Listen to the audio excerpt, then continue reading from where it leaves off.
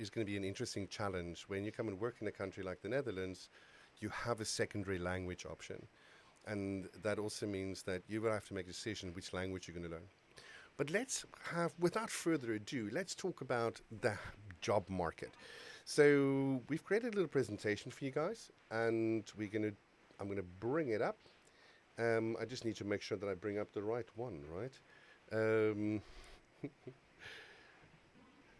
Anna's going to go present this for us, but I see that my to presentation button has disappeared all of a sudden. We're going to do it like this. There we are. We'll just do a hard cut to get it. We'll get the information to you. So, Anna, let's have a quick look here and then have a little bit of chat. Today we're going to talk about income, and we're going to talk about work and salaries, or how do you get money. We've talked before about housing, so how do you get a roof over your head. We've talked about culture, so what are the weird and wonderful things about the Netherlands. And we're going to talk now about work and income, or basically how do you fill your belly and get some money in your pocket. So the first thing I just want to quickly do is to talk about Coaches for Ukraine. So this is an initiative that Kostya and myself started up. It's basically helping people coming in from the Ukraine to Europe, specifically with coaches. So if you're stuck, everything from trauma all the way through to getting to integrate within a family, or that you might be staying with, or finding somebody to help you to integrate in your work environment, we've got coaches from all around the world can help you. Majority of them speak English though. So if you have any needs, please let us know on that front, because we have over 2,500 coaches in total that are available, and psychologists that are available to help if you need it. So more resources. What you can also do is look at the Exponential Leadership, which is my YouTube channel, and you can follow some other courses, get some other ideas there. We've done the presentations before, and those presentations are all in the playlist. That is the second one from the top on the YouTube channel. So that is where we will also expand all the additional videos that bring in the future. We'll put them in there. So we've done a little bit of an introduction already about Anna and myself. So yes, my name's Eksteen de Waal, and I live in Amsterdam, and I'm also a foreigner that migrated here 21 years ago, and have gone through my own trials and tribulations, so I could appreciate that you're going through yours. So we're here to give you a warm bath, a warm hug, and tell you welcome, and let's see how we can help you to settle in and find a home away from home for as long as is needed. So, the Netherlands and work. First things first, there are some things that are compulsory. One of the things you need to understand is that the Dutch will always try and make sure there's the least amount of risk, so a little bit risk averse. So one of the things that's compulsory in the Netherlands is having medical insurance. So if you get money from the government, or subsidies from the government, otherwise known as leefgeld, which we'll talk about in a little bit, you will get free medical insurance. If you work for it, you have to get your own. So just something to have in the back of your mind. Another type of insurance that's really important to be aware of is something called aansprakelijkheidsverzekering, or basically third-party insurance, as it's called in the UK and in the US, or liability insurance. So that means you let the tap run, your bath overruns, your neighbor's house is flooded. What do you do? That kind of insurance. So it's highly recommended. It's usually quite cheap. But the moment you earn a salary, make sure that you get some of that. Because the moment you live on your own independently, it's handy to have that kind of insurance. So let's look at what are the places we can get money from. So one of it is that we can work for it. So in that working environment, we have two circuits in general in the Netherlands that we recognize. The one is the legal circuit and the illegal circuit, also known as black and white work. Black being illegal, white being legal. So what does that mean for you? In black work, there is no contract, there's no benefits, and because if it's illegal, it can affect your residency status. So please steer clear of anything that could affect your status. On white work, there's always a contract, so there's some form of agreement between you and an employer. You're getting a salary, and there's usually benefits. One of the things is holiday money, which means some part, usually about 8% of your salary every year is saved up, and you get paid that out usually in May as a holiday allowance. Now, leefgeld. That is something that the government or the governments across Europe has decided that they will provide as a stipend 2 people that have been displaced from the Ukraine. Now, that comes in 2 forms. The one was generally referred to as leefgeld, which has to do with food and clothing and toothpaste and those kind of things, so costs. And something that has to do with your accommodation or additional costs. So when the government provides you with accommodation, they will only give you leefgeld. If you're living in with a family, you will get the leefgeld plus that little bit of a stipend for accommodation. Because the government's obviously not spending that on you, so they're giving it to you in your pocket. And a nice thing to do with that is see how you can help the family you're staying with cover some of the costs. But again, that is not compulsory. So, when we talk about employment, there's been a lot of talk about what are you allowed to do. Now, as a Ukrainian that have come to the Netherlands, you are allowed to work. Now, that has a weird sound to it because it sounds like you can do everything, but it's not. The limitation is you can work for a salary, so you can be employed by someone. If you want to work as an independent contractor, or if you want to start your own business, that bit is not allowed without applying for an additional work permit specifically for that. So just be aware of that so you don't get into a situation where there becomes legal issues. And when you work for someone else, there's a few things I would be careful with. One of those things is volunteer work. So when you do volunteer work, there's an institution called the UWV, or basically the Dutch government, that will say if you're allowed to do volunteer work for that organization. The same thing with internships. Internships means you have to have an agreement between a company and a school that you're studying with to have a legal internship. And again, be careful with those with stipends, because it's not 100% clear right now what will happen if they give you a stipend, if your leefgeld will not be taken away from you. So just be careful with that. Working as a volunteer, working in essence for free, you know you're still going to get your stipend, you're still going to get that leefgeld, so that's not a problem. But we'll also look a little bit in a few seconds at how much money do you need to earn to be able to step away from that leefgeld earning. Right. So just to give you a little bit of background around the Netherlands, where are things in the Netherlands? I'm just quickly going to run through the provinces in the Netherlands. So the provinces that are the most highly populated are North and South Holland. So North Holland is in essence where Amsterdam is, South Holland is where Rotterdam and The Hague is, and they've got the province of Utrecht. So those form the core of most of the things people know about the Netherlands. It's a lovely little video on YouTube called The Difference Between Holland and the Netherlands. They talk really fast in it. You might want to slow it down. But it's a really funny way of getting to know a little bit more about all the different aspects of the Netherlands. But specifically what's interesting to know here is where are those provinces situated, because the majority of the statistics and information you will find will have to do with provinces, and then only does it drill down into cities. So when you're looking for job sites and so on, it's handy to know the region that you're in or the region you're willing to travel to, or where do you want to live when you look on job sites for things. So where are the most jobs in the country? Obviously where there are the most people. So South Holland and North Holland, or South Holland and North Holland, has the most jobs. And then Gelderland and Noord-Brabant. So let's just go back to the previous slide. And there you can see the provinces again.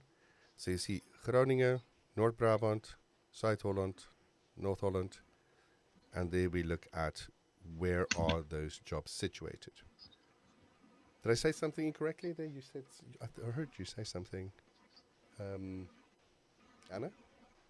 No, I didn't. I'm Okay. listening very carefully and waiting for my part Okay. to go on.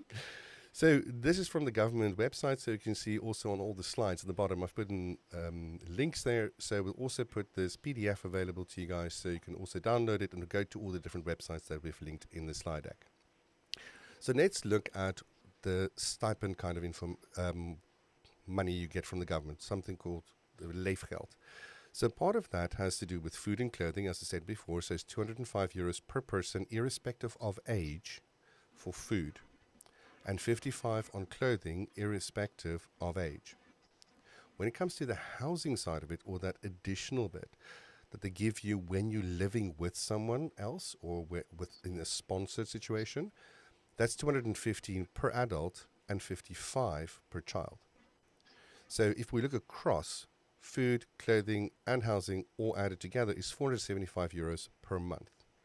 Now, what you also need to understand with this is 475 euros, and there is no tax due on this. You get this clean out. You don't have to pay any income tax on this. So that also means that when we look at income, we also need to factor a few things in when we go off leefgeld into something else. So now let's look at salaries. So I've created 3 little examples here for you to explain what those possible scenarios could be. Now imagine if you as an individual go and get a salary, everybody else that's not earning a salary can still be on leefgeld. But if you go and earn a salary, it might also be that you can get unemployed again because you might get fired or your contract might end. We'll talk a little about that in a second. But for now, let's just look at minimum wage. Minimum wage, 1,725 euros. What generally happens to that? Now, firstly, there's going to be 638 euros income tax that's going to go off that. So you have just over 1,000 euros available after taxes. Then medical, which is compulsory, remember, that's what I said earlier. It's about 130, somewhere between 125 and 135, depending which package you take, but let's say about 130.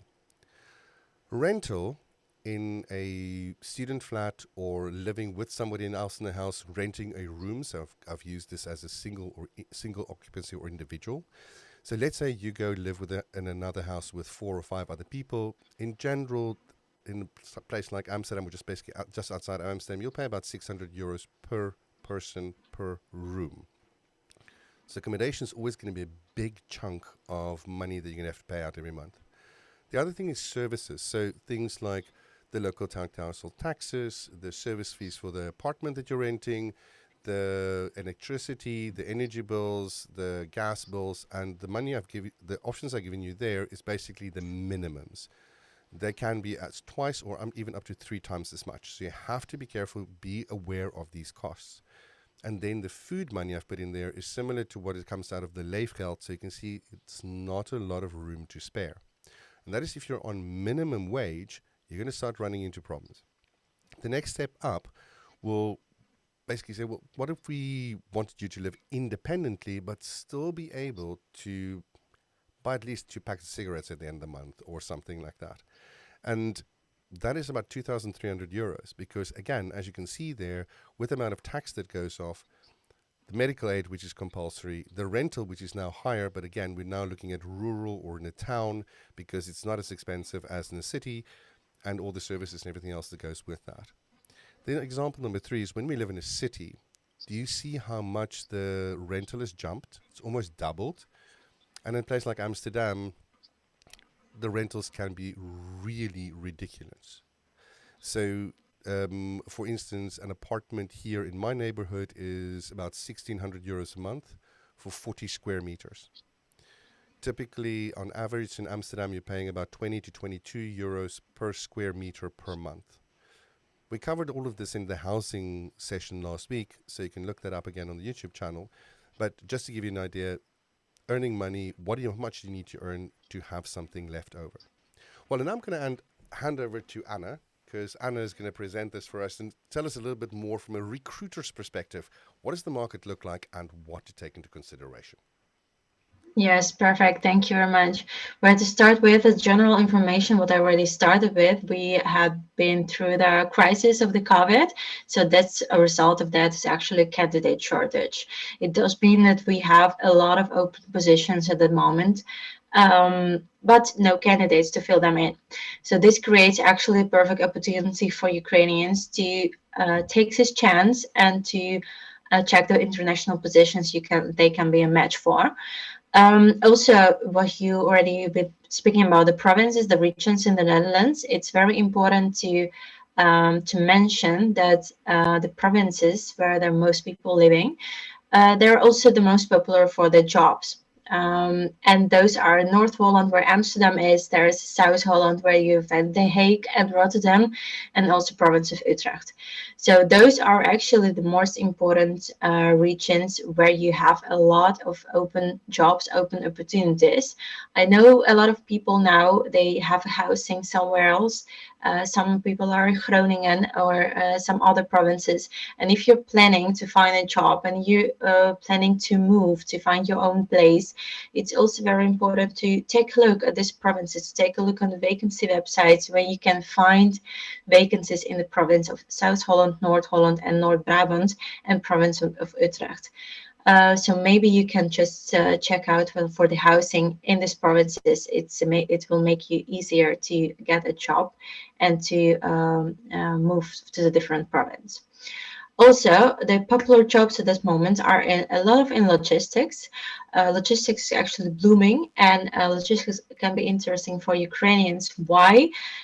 Because a lot of positions in logistics, like packers, order pickers, production employees, those are positions where you don't need professional proficiency of Dutch or English. If you have a basic English, you still can get a logistic position at some of an international company. Also, the vacancies in cleaning, you have a lot of cleaning opportunities in the hotels. Also, in that moment, for sure, you have a lot of hotels in different provinces in different cities, but in the bigger cities you have a bigger amount of hotels, and so as a result more functions like that where you probably don't need any language to speak. Can you please help me to the next slide, Eksteen? Thank you. The very important one, what do you actually need to work in the Netherlands? Our government actually changed the rules, so it makes it easier for Ukrainians. You don't need a work permit to work in the Netherlands right now. So every Ukrainian can find a job and be legally employed in the Netherlands. You do need an Ukrainian passport to be employed. The most important one is BSN number. This number you can actually request at your local gemeente office. I think it takes a few days to get that, but without BSN number, you cannot be employed.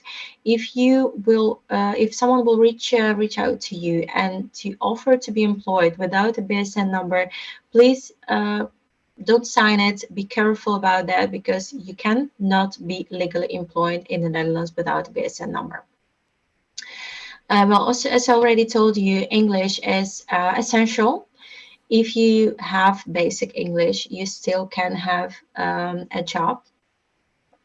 And well, as I already told you, 92% of Dutch speak English, so it's not a problem to be employed in an international organization when everybody speaks English.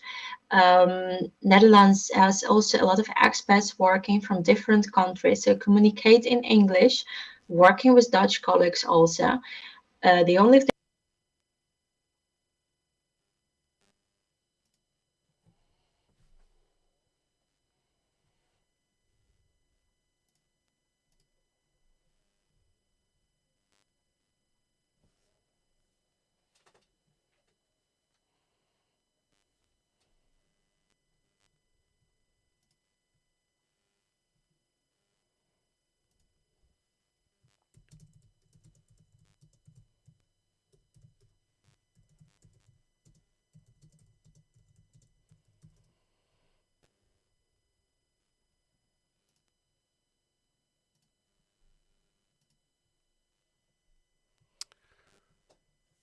Anna, it seems like we have lost you. I can't hear you anymore. I don't know what's happened there. Let's have a quick look.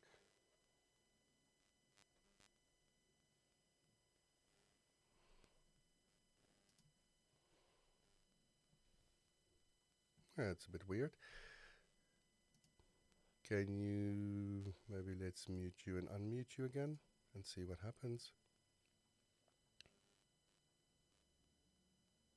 Because we haven't changed anything on the settings, so let's see what's happened.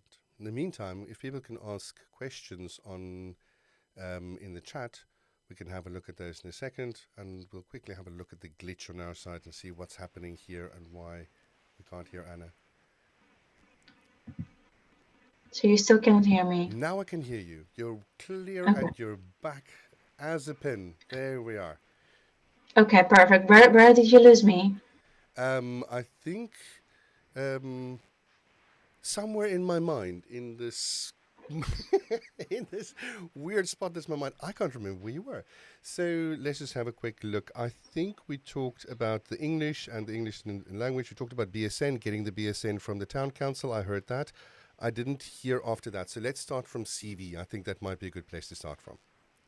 All right, perfect. The CV is very essential if you are actually applying for a job in the Netherlands. I know a lot of people from Ukraine who used to get a job via just contacting a director or HR manager and just get the job. I know that it doesn't work here, so you do need to set up a CV.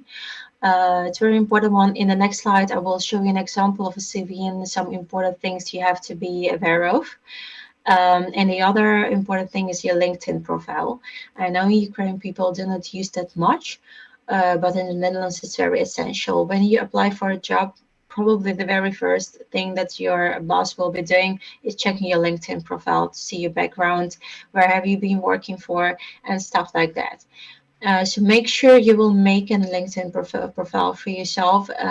Put your background on it, put a professional picture on it, and start connecting with people. Because when you grow your network, your opportunities expand. And when you have a lot of network, you will actually get the first successes. Also, what I already told you, I don't know if you already heard me then, you are not allowed to be self-employed. You do need a work permit for that. So you are not allowed to start your own company in the Netherlands because the Ukrainians do not have a work permit to be self-employed. Thank you for that, Anna. One of the things I just want to make a quick note of there, when it comes to LinkedIn and using LinkedIn, we have recorded a previous session with Sam Rathling from the UK that was also a recruiter in the Netherlands at one point. And she's done a session for us specifically on using LinkedIn for job seekers. So you guys can always go back and have a look at that video. It's also recorded and available on the same channel. So I assume you want me to go to the CV slide, Anna. There we are.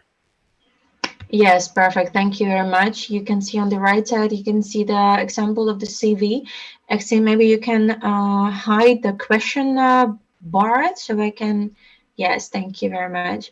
So if you can see on this example, well, just try to make your CV as clean as possible. There is no need to put there a lot of information.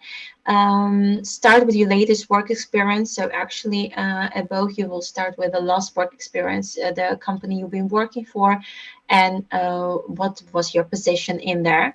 Try to prevent gaps between the work experience. So if you wasn't working for a long time, like 1 or 2 years, just put in there what's the reason for that. Maybe you were looking for a kid, have been looking for kids, or was just traveling. It's okay. Gap is okay when you actually can explain it. So just watch out for the gaps. Also, to write just a few words about yourself. If you can see in this example CV of Ivo Lammers, you can see a small piece of text when he actually talking about himself as a person. It makes it very personal when a potential boss is looking on the 10 CVs. It can make you interesting because you have some personal story on it. Also about the picture, please be aware that it should be a professional picture of your face when your face is fully visible. There are no filters allowed, no glasses allowed, no pictures with your friends. It should be just you, just a picture of your face when you're good visible. Also, talk about your skills and your interest in your CV. I know there's not a very big deal for a potential employer, but it makes it personal once again. Also, include the proficiency of languages you speak. It's very important to know what kind of languages you speak, not only for the employer, but also for a recruiter who will be searching for personnel and will call you for the certain position. Include your professional email address, and please just make sure that works, because recruiters can also reach out to the email address, and make sure you have a Dutch telephone number so recruiters or potential employers can reach out to you, because when they see the Ukrainian number, they actually are not able to reach you. I think it's also important what you're saying there, Anna, is making sure that you have that professional-looking email address. You know, I mean, I am the god of all men. You know, at Gmail is not the one that you want to use for your work environment. Yes, I made there a few one example for sure. I can see it actually a lot in my daily life as recruiter. No professional email address, and it's actually kind of strange. So my advice is make just create a professional email address. It will take you 5 minutes. It also allows you that if you have the separate email address for looking for jobs, it also helps you to filter and find the emails that are being sent to you as well, I think, much more easily, especially in your job search. Absolutely, absolutely. Yes, that's also a very good option. Well, Okay. contracts. Yes, also very important part of that. Which kind of contracts do we actually have in the Netherlands? The first type of contract is on-call contract. The second one is temporary contract and a permanent contract. If you will help me on the next slide, Eksteen, I can explain the differences between them. On-call contract is most of the time via recruitment agency. So it's probably if recruiter will call you and you will get a job via recruitment agency, you will get an on-call contract. What does it mean actually? It's a very flexible contract. You don't have it's open-ended, so it's very flexible in that you will start and it can be for 3 months, but it also can be for a year. You don't have any notice period. It actually means that if you want to leave, if you want to resign, you don't like the company anymore, you want to leave organization, you can leave any moment. But it's also a risk for you because if the organization doesn't see a match in you as a candidate or doesn't like you to work for the organization, they always can actually get rid of you any moment. So actually, for example, today they can tell you you are not needed anymore for tomorrow. Also, there are no fixed hours. You will get a contract, and 1 week you can work for 20 hours, but the second week you can work for 40 hours. Not every time. You have also different types of on-call contracts. Sometimes they are they name them zero hours contract, but it's not actually what I mean, because sometimes you can see if you're getting a job, your boss will tell you, I want you to work for 40 hours a week. And when you actually make this commitment, you will probably always get the 40 hours a week per work. But there are no fixed hours. So actually, if you will be working 20 hours, you will get paid for 20 hours. If you will be working 40 hours, you will get paid for 40 hours. You also have holiday allowance, so it's actually the holiday money that Eksteen was talking about. It's around 88% what you will get in May. And actually, I don't want you to be scared of the on-call contract. They're very flexible. Yes, you do have risks. Yes. But it's a very good opportunity for Ukrainians, and not only for Ukrainians, also for a lot of Dutch, to actually expand your network, to gain the work experience in the Netherlands, and to just get all started. So please don't be scared from on-call contract. It's a very good opportunity for you to get the work experience in the Netherlands. But just be careful for the things you're signing for. The next step is a temporary contract. That's a contract you usually will get from the organization it's herself. And it's most of the time it's a 1 month trial. So when you have the temporary contract, it cannot be less than 7 months, because if you have the contract less than 7 months, you don't have a trial period. If your contract is 7 months or more, you have 1 month trial period. And then in that month, you and also your employer always can tell every single day that you are not a match. There is also an end date.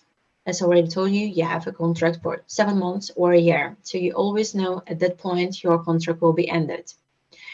And you also have, after this 1 month trial period, you have 1 month's notice. So if after 1 month trial you want to resign, you want to leave the company, you found another job, it's all good, but you have to tell your boss 1 month before, and you still have to work 1 month before you leave for the other company.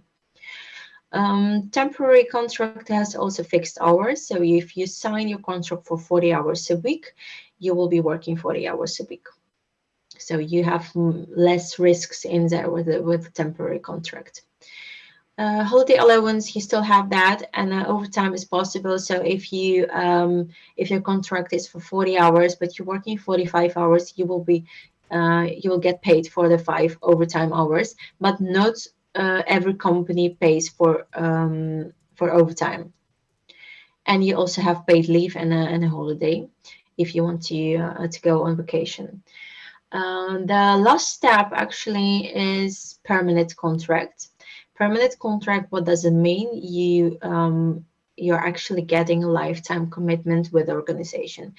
If company gives you a permanent contract, they want to have you on board on permanent base. So you don't have an end date in your contract. You're actually lifetime employed there. If you want to leave the company, you still have 1 month or 2 months notice period, and you do have 1 to 3 months trial period. There are also fixed hours in that contract. So if you sign for 40 hours, you'll work 40 hours, you will get paid for 40 hours every single month. And the standard things, you get the holiday allowance, and overtime is always possible.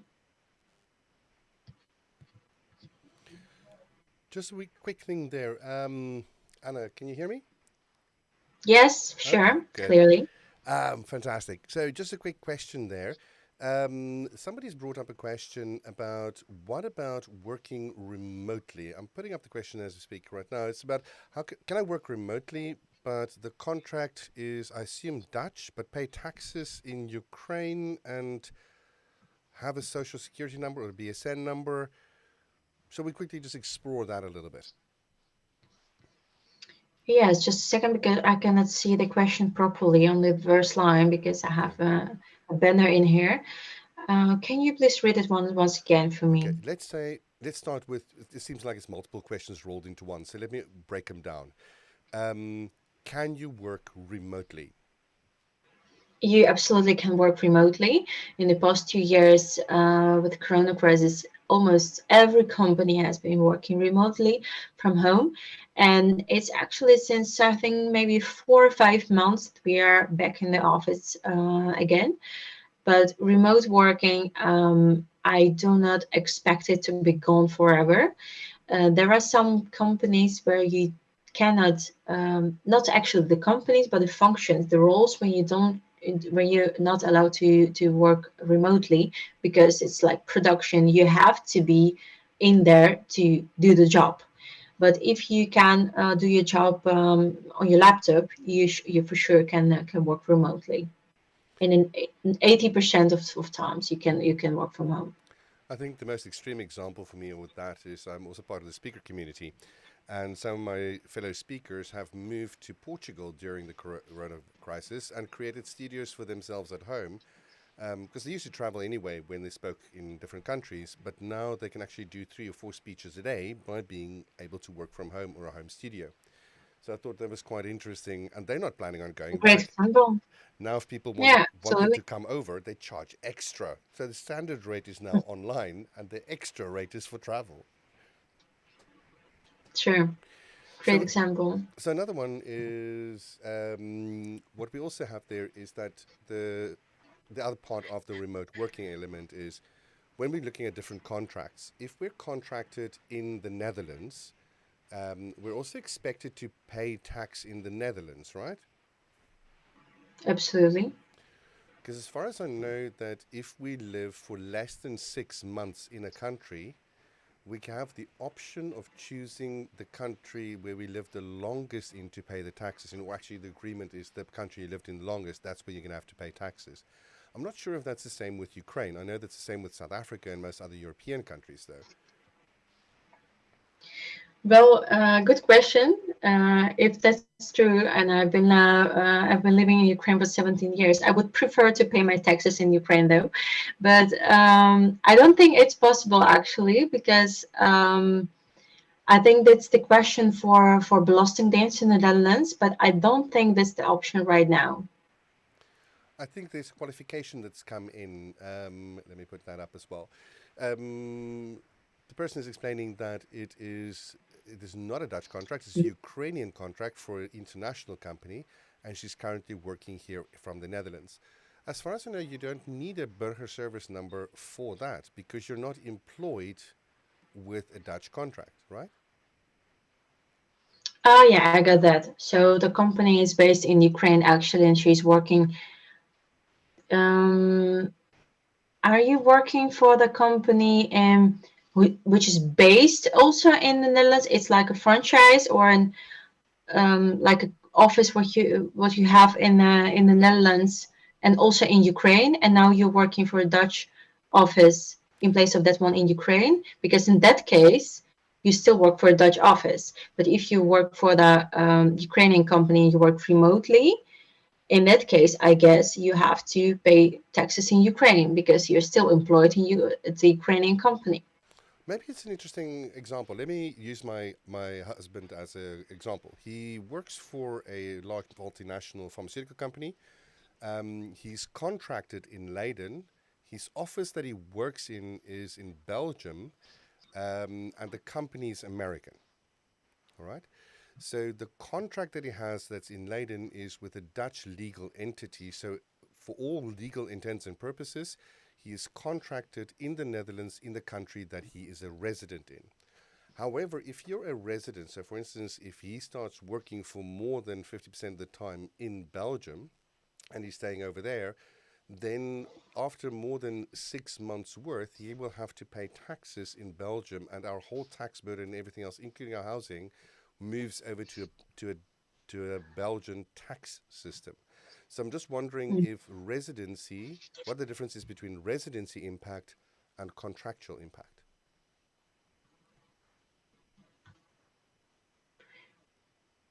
Yeah, very good one. I know also there are a lot of people who are working in Belgium and live in the Netherlands, and I know they pay taxes and in Belgium and in the Netherlands. So I actually don't want to give advice which is not correct.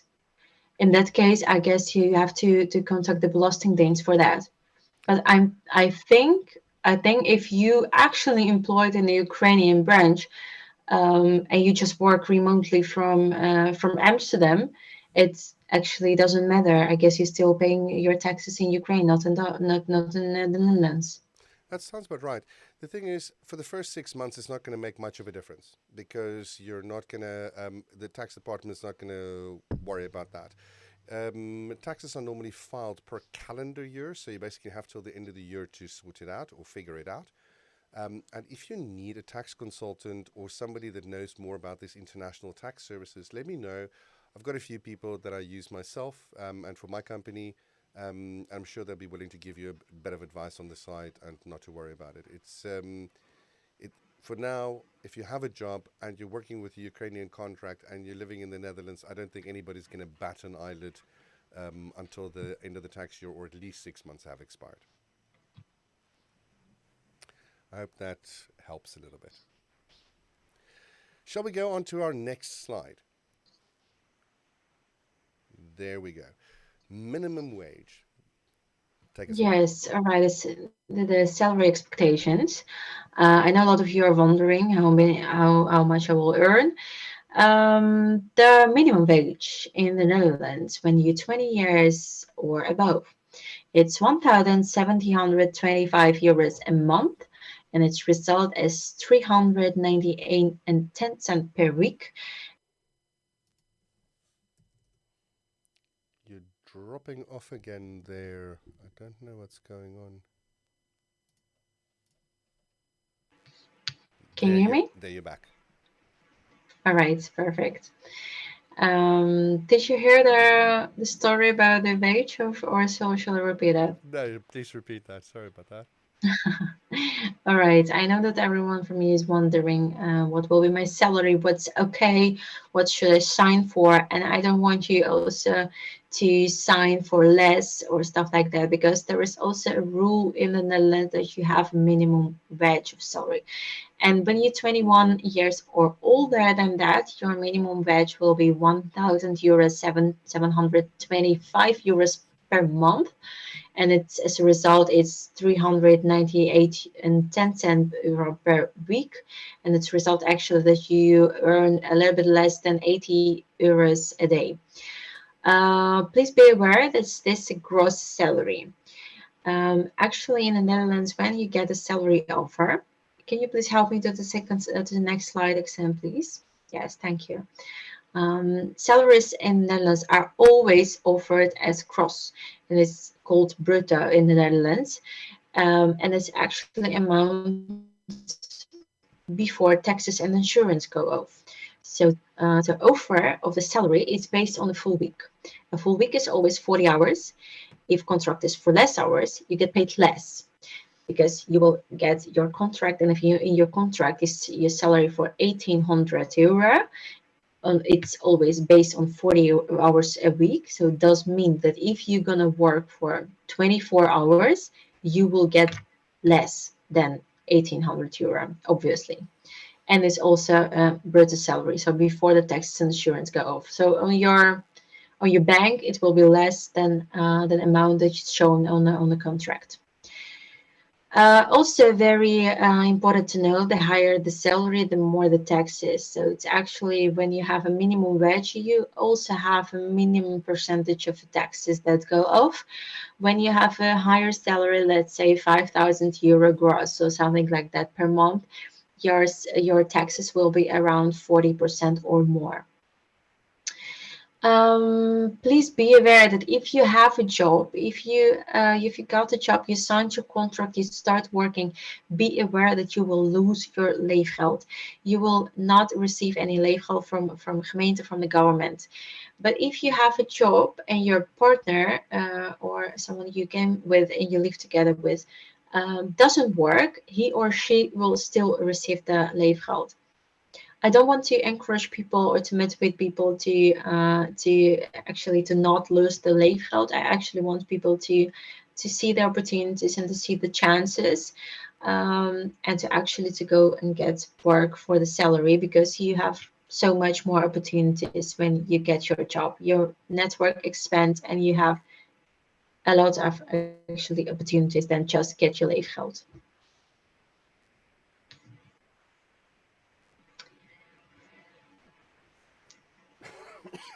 I think you can take over from here, Xing. Yes. The thing I never like doing as an employer, sometimes we have to part ways with employees, and that's the saddest thing for me when you come to that realization. But unfortunately, these things happen. So I called today with the unemployment office just to double check what the current rules are.